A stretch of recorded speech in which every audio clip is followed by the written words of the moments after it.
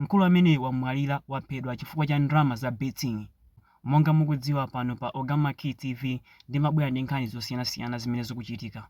Lero ndabwera ndi nkhani yokuzana ndi mkulu ameneyu.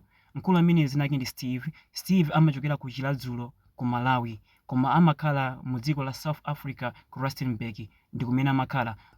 Mkulu ameneyu anabwera mu dziko la South Africa mu chaka cha 2020 ndipo nthawi yonseyi wakhala akusewera zimabetting zimenezi, koma mwayi sumamugwera. Friday mwayi unamugwera, anawina ndalama yokwana 3 million rand, ndalama zochuluka kwambiri.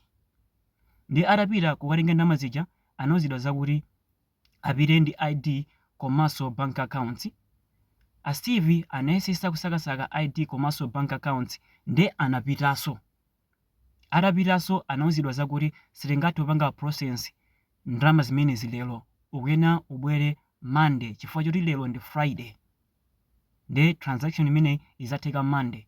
Nde zimene ukuyenera kupanga apapa ukuyena kusiya bank account yako, ID number, komanso phone number, komanso tikiti. A Steve anakana sizinavekere bwino. Nde anawuzidwa zoti okay fine. Nde zimene ukuyenera kupanga usiye address yako yakumene umakhala. A Steve anatenga tikiti ija ndikusiya address yawo yakumene amakhala. Ndipo anawuzidwa zakuti ikamadzafika 10 koloko Monday ndalama zizakhala zili mu account mwako. Ndewo ananyamuka kumapita. Nde akhala Friday lomwelo chakumadzulo chamma 9 to 10 anthu atatu anabwera ku nyumba kwawo. Atabwera anathyola chiseko ndikulowa kuwapeza Steve akugona. Kenako ayamba kuamenya ndikumafunsa tikiti ili kuti. Amenya tikiti ili kuti. Nda Steve samalula za tikiti. Amenya samalula za tikiti. Anthu aja anangoona zoti apatulapo nthawi apa anangowapha Steve ndikumapita. Nde akuluakulu ndabwera ndi nkhani imeneyo pofuna kuti muphunzirepo china chake. Choyambanso ukawina za betting osazapereka address yako yolondola. Kaya kuchipatala osazapereka address yako yolondola kumabisa malo amene mumakhala.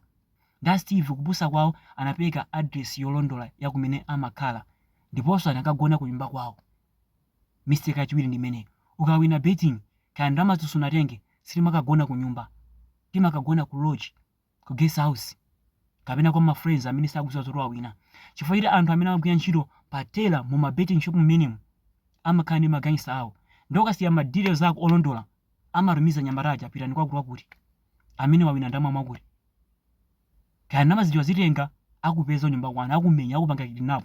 Izi zimene amapanga. Ndiponso ukawina ndalama zija sumapita weka kukatenga ndalama zija. Chonde akuluakulu pitani ku polisi.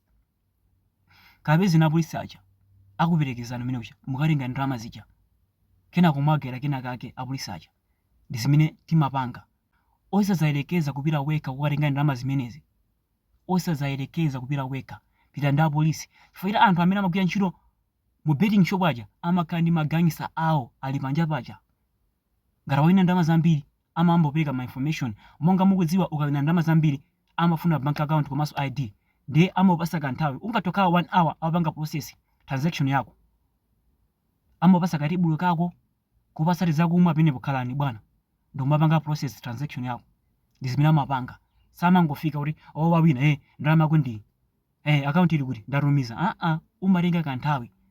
Ndi anthu amene amagwira ntchito pa telaja amakhaso akupanga monitor. Okay, uyu mawu ndamauza wakuluakulu avulaza uza wawina ndalama kona mwakuti amene msareni. Ndi zimene amapanga. Ndi akuluakulu chondi kumakhala osamala kuno ndi kujoni kumaganiza ngati gangster osamaganiza ngati normal person.